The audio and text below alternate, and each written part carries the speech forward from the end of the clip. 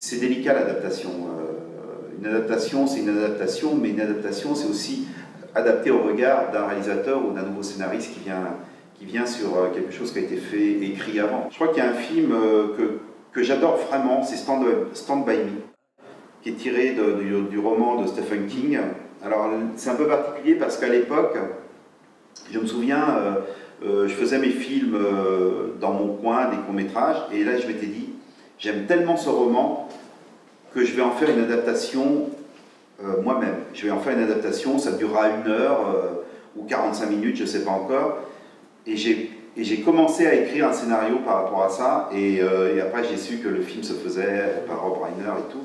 Donc j'ai laissé évidemment tomber. Et par frustration, j'ai fait un autre film qui s'appelait, un court-métrage qui s'appelait Casse-Bonbon, et qui parlait d'enfants qui s'en vont faire un casse dans un cinéma. Ça a été un peu mon stand-by me à moi.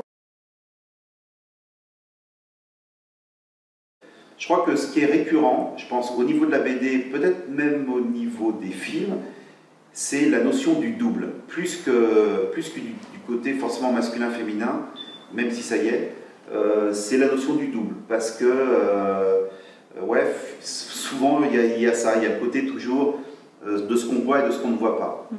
C'est le côté un peu Marlysa, c'est le côté des Arcades de minuit où il y a le double.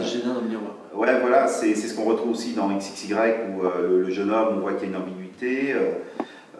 Il y a aussi le jeu du miroir aussi. Là, d'ailleurs, c'était les Arcades du minuit est venu finalement par rapport à XXY. C'était vraiment l'image du garçon qui se voit et qui voit la fille à l'intérieur. C'est là où l'idée des Arcades est arrivée. Parce qu'en fait, dans ma famille, je suis l'aîné et j'ai derrière moi deux faux jumeaux. J'ai mon frère et ma sœur qui sont jumeaux, et j'ai encore un autre frère et une autre sœur qui sont jumeaux aussi. Et peut-être que cette fascination du double est venue de là. Je pense que oui, d'une certaine manière. J'étais le seul finalement à me retrouver sans double. Et je pense que moi, le fait d'être seul en tête de liste et entraînant un peu tout ce petit monde, je me suis dit, bah, moi finalement je suis tout seul, il faut que je me débrouille. Et je suis rentré dans un univers très... à lire beaucoup de bandes dessinées, aller beaucoup au cinéma, ou à voir beaucoup de films. Ça a dû jouer sur mes fascinations à venir, probablement. Et donc peut-être aussi de la femme aussi, de la femme du double que je n'avais pas, féminin, et peut-être une fascination peut-être pour ça. L'ombre du cinéphage, c'est quelque chose qui avait failli se faire avec un producteur, malheureusement ça s'est cassé la figure, il a eu des déboires avec un film, pourtant qui était remarquable. Je pense que Vigilante ferait un très bon film aussi. Enfin, un très bon film. Sur le fond, en fait, je pense qu'il y a matière. Marlysa, j'adorerais aussi, même si c'est en dessin animé aussi, ça pourrait fonctionner. Ou en série dessin animé, pareil pour les Arcanes du midi minuit. Non, il y a pas mal de séries comme ça que je verrais bien.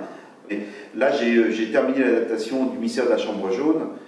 J'ai tellement adoré ce roman étant jeune, quand je l'ai relu, ça a été un vrai plaisir aussi de le redécouvrir. Je l'ai adapté tel que je l'ai peut-être vu moi en pensée au moment où je le lisais à l'époque. Donc je pense que là, l'adaptation BD qui va arriver va être très très fidèle au roman.